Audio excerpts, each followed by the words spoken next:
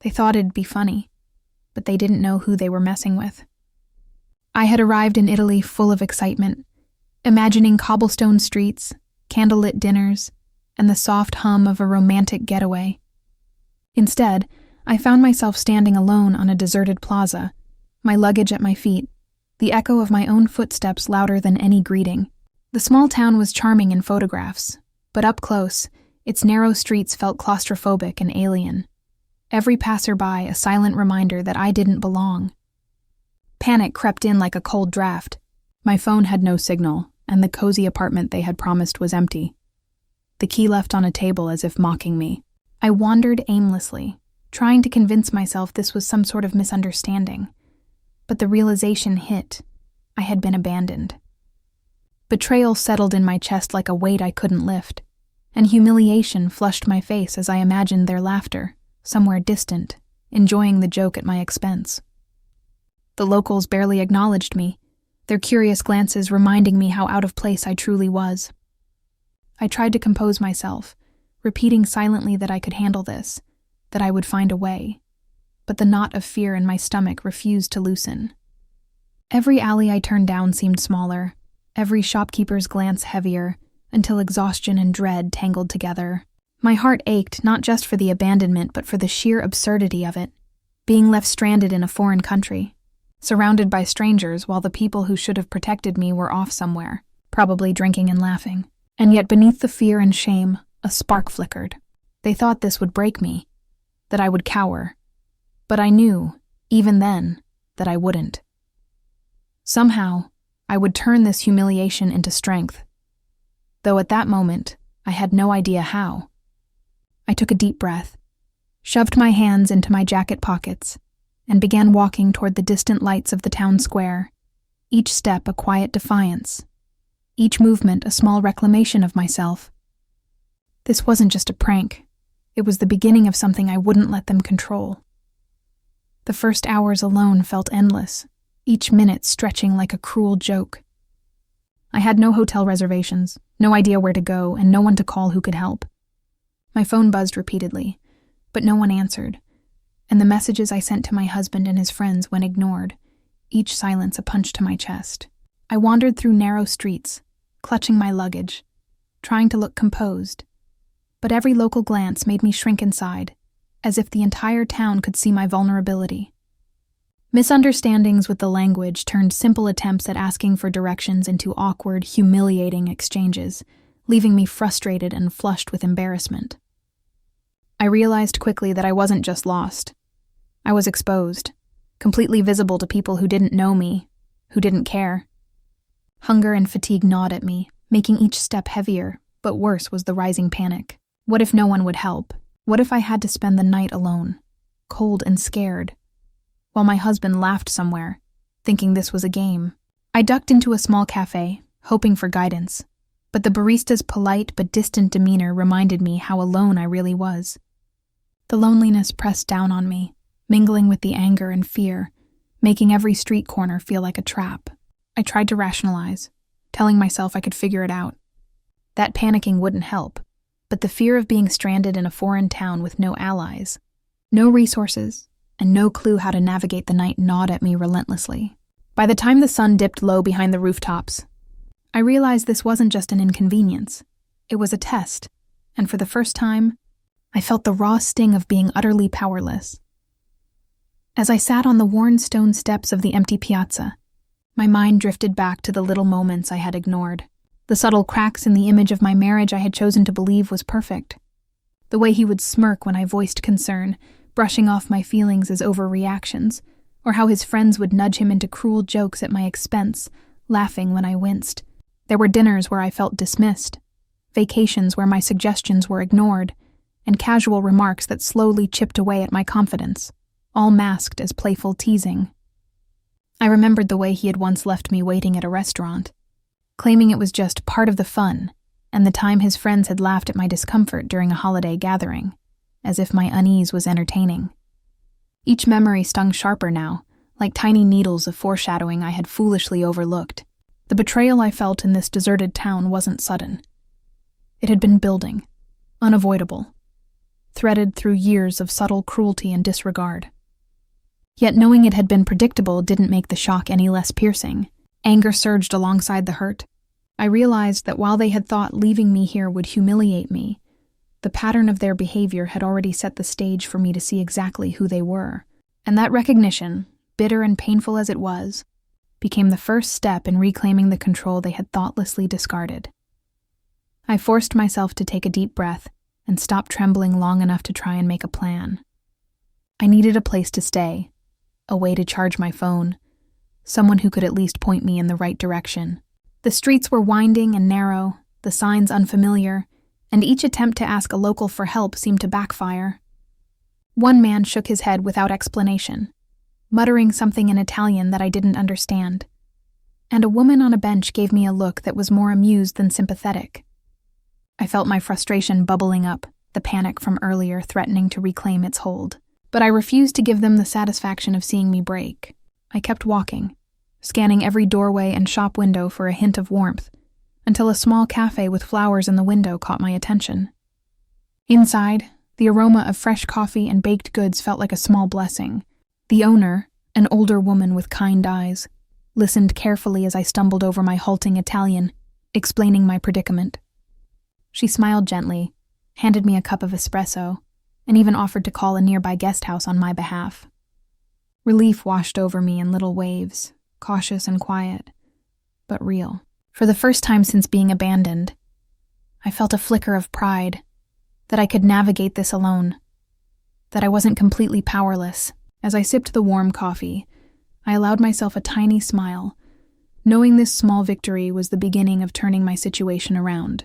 I didn't know how far I would go, but for the first time that day, I felt that I could. As I wandered further into the labyrinth of cobblestone streets, I stumbled upon a notice pinned to a weathered bulletin board, an announcement for the town's annual festival, a gathering that drew influential families, local politicians, and visiting dignitaries. My heart skipped a beat as I realized this wasn't just a quaint celebration. It was an opportunity my husband and his friends had completely underestimated.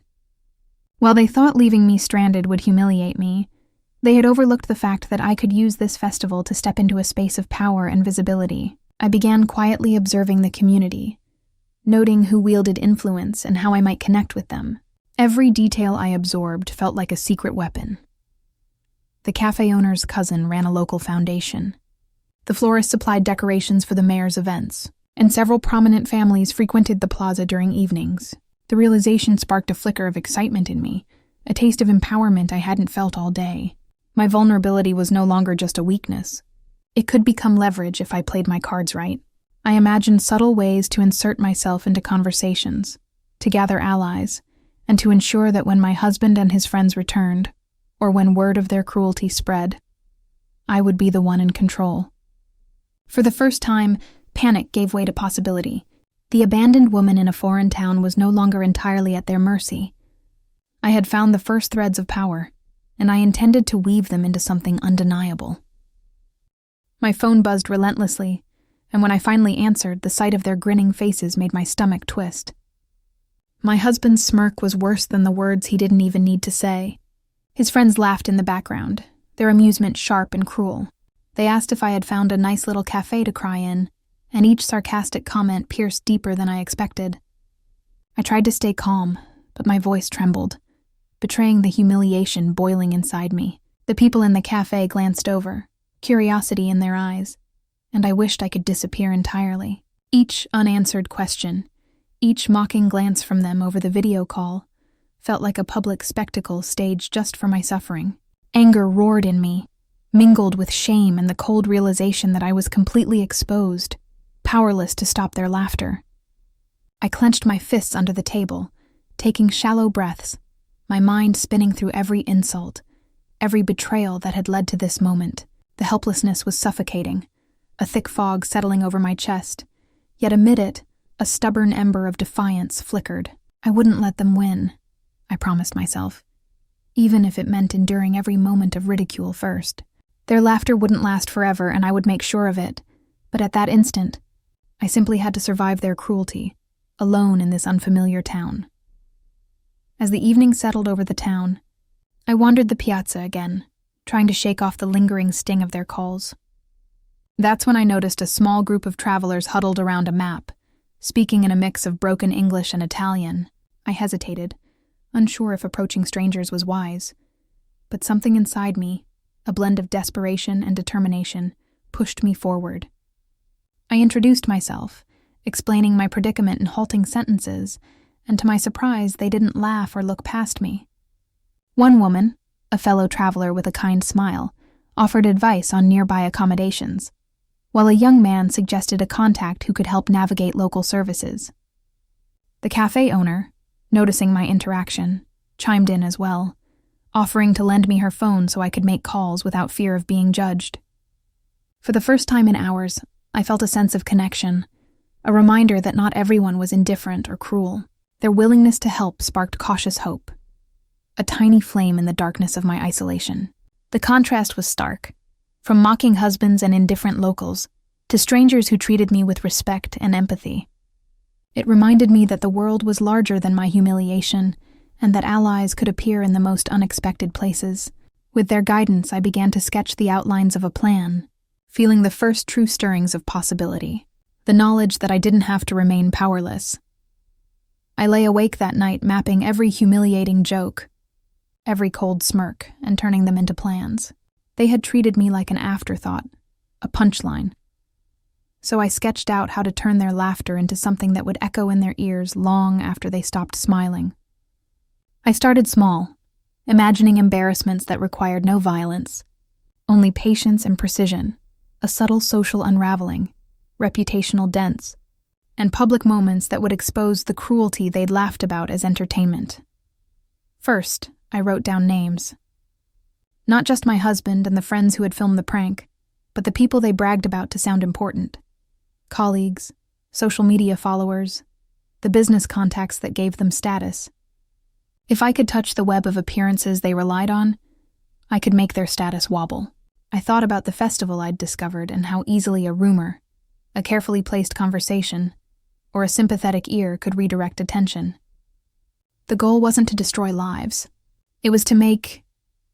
I pictured the kinds of public moments that would sting. A mistaken announcement at a local event where their names came up in the wrong context. A quiet reveal of a humiliation they'd inflicted. Or a well-timed question that left them scrambling for dignity. I rehearsed conversations in my head. What I'd say if they tried to laugh it off. How I would let silence do the work of accusation, letting their guilt speak for them. Sometimes I imagined something small and ironic, their own photos being captioned. I also planned practical moves. A public apology would be satisfying, but one I could engineer to sound hollow. I could arrange for someone influential, perhaps the cafe owner's cousin who helped with festival logistics, to ask about the abandoned woman in front of others, planting the seed that my abandonment was not a joke. I listed the social media handles they clung to and noted people whose sympathies I could earn.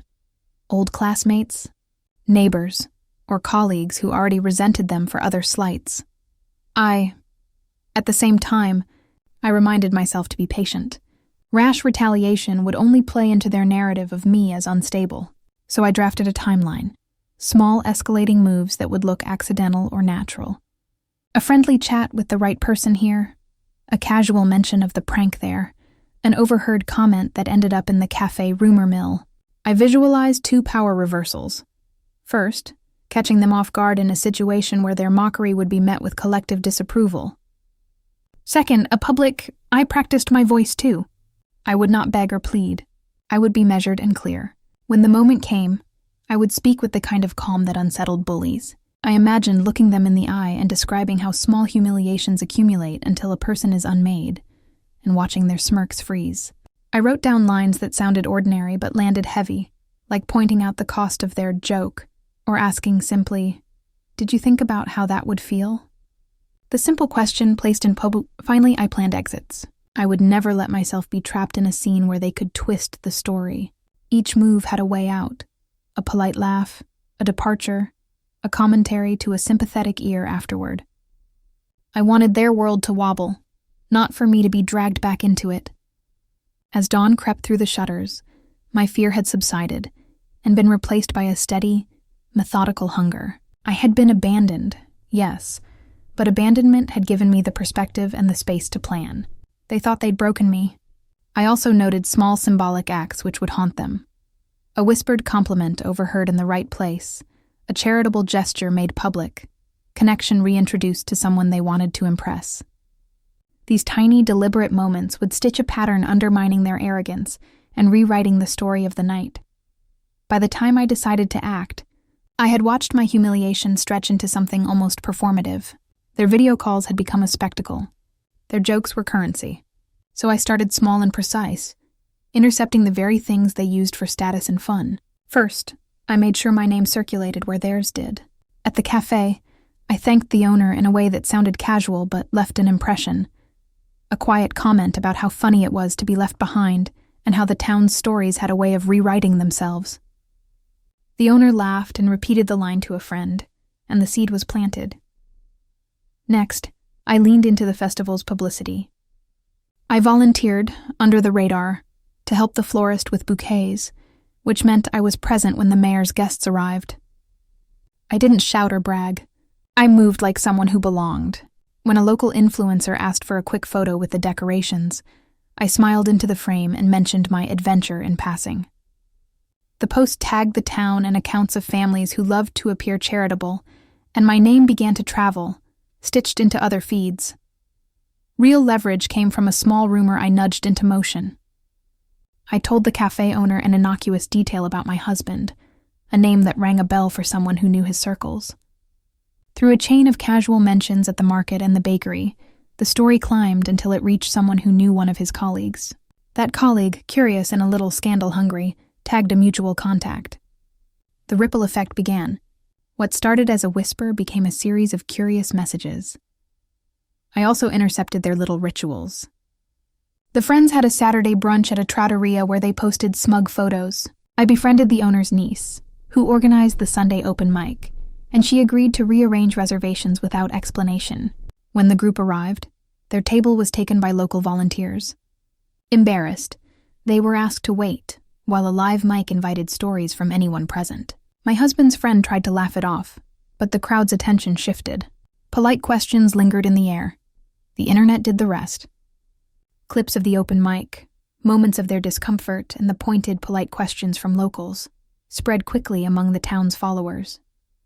My husband's curated image of superiority began to look brittle. I didn't accuse him. I let people notice. That was the plan, to make their social lubricant fray and let their audience wonder and reassess. As their social ease crumbled, practical offers I'd once lacked started appearing. A local journalist messaged, curious about the woman abandoned in their town. An art dealer I'd met at the cafe invited me to a private viewing and introduced me to someone who could arrange international travel assistance. A small charity organizer asked if I'd consider speaking about my experience at a community event. These were useful wins, and they mattered for reputation too. My name now suggested competence and resilience. Each intervention was intentional and patient. I never posted angry rants or tried to publicly shame them. That would only confirm whatever caricature they preferred. Instead, I wove myself into the town's narrative, turning small kindnesses into visible threads. I helped carry crates at a rehearsal, offered to water potted plants at the square, and in doing mundane, helpful things, people began referring to me by name with appreciation rather than pity. Watching them fumble, seeing smugness crack under, awkward stares and whispered questions felt like a kind of justice. I saw one of his friends pause when a volunteer mentioned the couple who thinks jokes are fine and check his phone. I imagined the slow, sinking feeling as they scrolled the posts that hinted something more than a prank had happened. By dusk, their online bravado had softened into terse comments and deleted stories. My victory wasn't a headline, it was a redirection of attention. I had stopped being the punchline and become someone whose presence required a response. Accepting an invitation to an impromptu reception at the mayor's home that evening, I felt a clean rush of satisfaction, relief and triumph, and knew the next moves would be consequential and steady. The day of the festival arrived with a golden glow over the town, and I felt a thrill I hadn't experienced since being abandoned. I had managed to secure an invitation to one of the evening's main gatherings, a reception attended by local dignitaries, business owners, and influential families. My husband and his friends were, of course, present, confident in their superiority, unaware that the threads I had been weaving for weeks were about to converge. As I entered the room, impeccably composed and greeted warmly by those who knew my story, I felt the weight of the past days transform into power. The murmurs began almost immediately. Locals who had heard about the abandoned woman and my discreet resilience glanced toward me, curiosity and admiration sparking in their eyes. The first strike came subtly. My husband attempted to introduce himself with the smirk that had become his shield, but a prominent local, one I had befriended during my small interventions, interrupted politely, asking about the woman who had been left alone in town and how she had navigated her ordeal. Conversations paused, eyes turned. My husband's smile faltered as the crowd leaned in, expecting an answer. He stammered, fumbling for a response that would seem casual. The friends shifted uneasily, glancing at each other, realizing for the first time that their private mockery had become a public spectacle. Next came the visual confirmation. A local photographer, discreetly briefed through a casual remark I had made weeks prior, raised a camera to capture the interaction. Without overt commentary, the photos told the story. Me standing poised and confident, receiving congratulations. While my husband and his friends hovered awkwardly, their laughter evaporated into tense silence. A simple, quiet exposure had amplified the humiliation they had intended for me. But the moment that truly sealed the karma came during the toast. I had arranged, subtly through my contacts, for the mayor to mention perseverance and resilience, using a story that mirrored my own without naming me outright. As the words were spoken, I saw the shift. The guests turned to look at me, the parallel unmistakable. Murmurs of admiration filled the room, and I could see the shame crawl across my husband's face. His attempt to laugh it off only drew attention to the irony. He had thought he was in control, but the social currency had flipped entirely. As the evening progressed, snippets of the event began circulating online. A friend had recorded the toast and the brief interactions, uploading them to social media with a caption celebrating the woman who turned abandonment into triumph. Within hours, the footage had gone viral in local networks. Comments praised my composure, my intelligence, and the clever orchestration of subtle influence. Meanwhile, the faces of those who had abandoned me were plastered in contrast. Smirks, frozen mid-fade, expressions of disbelief and embarrassment. Throughout it all, I maintained my calm, aware that overt celebration would diminish the impact. Instead, I allowed polite acknowledgement and measured smiles to carry the weight of my victory. My husband's attempts to joke or reclaim dignity were met with polite nods or distant attention, emphasizing the social reversal. For the first time, I saw the tangible consequences of their cruelty. What they intended as entertainment had become their public undoing. By the end of the night, I stood alone near the plaza's fountain, the cool night air washing over me. I felt a deep, swelling sense of satisfaction. Not vindictive, not loud, but complete. The power they had assumed over me had evaporated. I had taken humiliation and fear and transformed them into influence, visibility, and respect. The lesson was delivered without a single raised voice. My presence alone, steady and confident, had undone their mockery entirely, leaving them to reconcile with the truth of what they had set in motion. Just when I thought the festival exposure was the peak of my victory, another opportunity quietly revealed itself. While interacting with one of the local families, I discovered that my husband had unknowingly signed over joint accounts and minor property interests before leaving for Italy.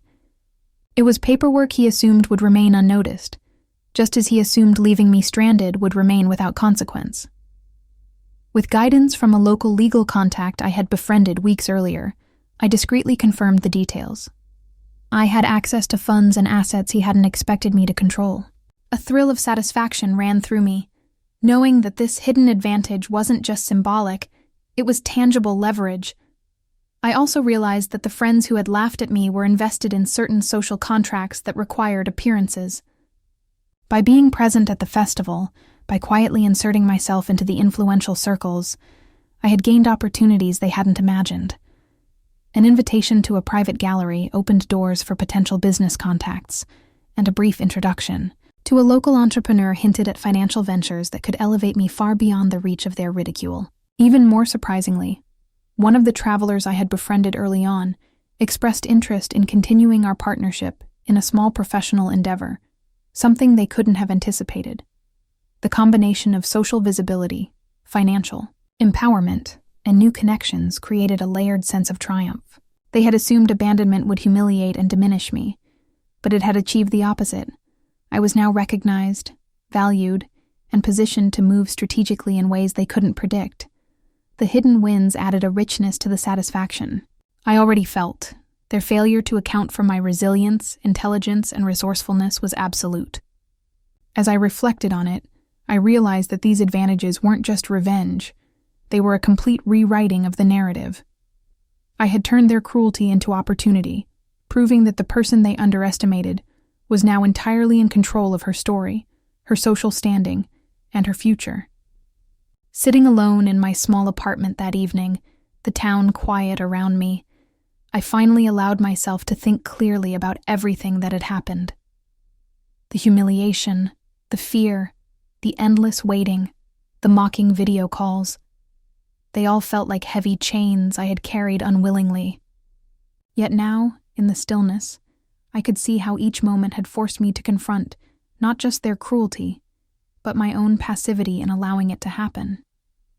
The powerless version of myself, the one who had wandered streets alone, unsure of where to turn, was still there in memory, but she felt distant, fragile, almost unreal. The woman I had become, the one who had navigated language barriers, won allies, and turned social currents to her advantage, was deliberate, measured, and unafraid.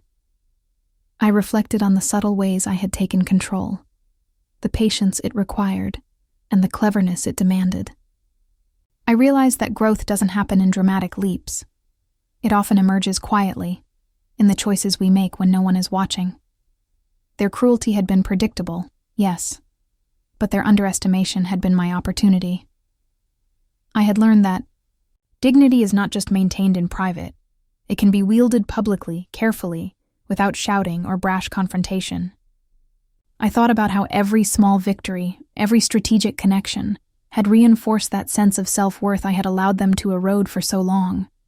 The contrast was stark. Before, I had felt trapped by circumstance and people's expectations. Now I recognized that power could emerge from resourcefulness, courage, and subtlety. I could feel empathy for my former self, but I also felt pride for the woman who had refused to remain a victim. And in that quiet, reflective moment, the anger had softened into clarity. I understood that betrayal, while painful, had revealed strengths I hadn't realized I possessed. The old fear, the humiliation, even the loneliness, all of it had been necessary to forge the resilience I now carried. I could finally see that empowerment wasn't just about revenge or social victories. It was about reclaiming identity, agency, and self-respect. And that realization carried a satisfaction deeper than any public acknowledgement. By the time I packed my bags to leave the town, the streets no longer felt hostile. They felt like the stage on which I had rewritten my story. My husband's smug confidence had dissolved into a careful, uneasy distance, and his friends avoided eye contact, their laughter nowhere to be found. I didn't need to gloat. Their own awareness of their miscalculation was punishment enough.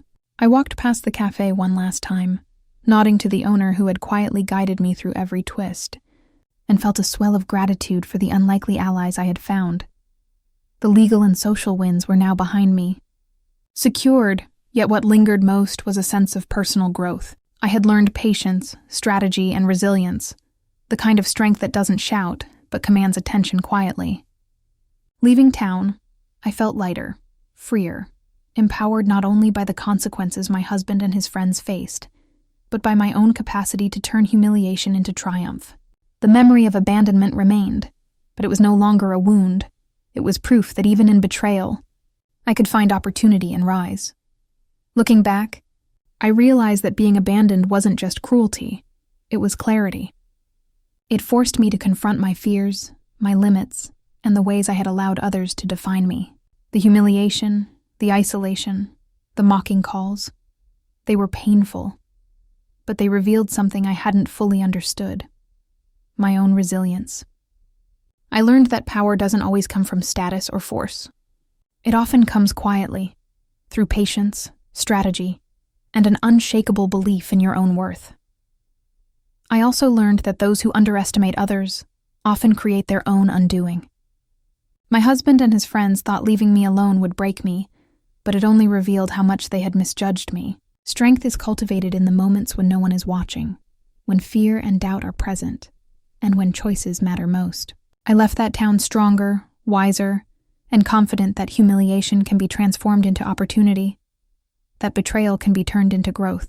And if there is a single lesson to carry forward, it is this: never underestimate the one you tried to break.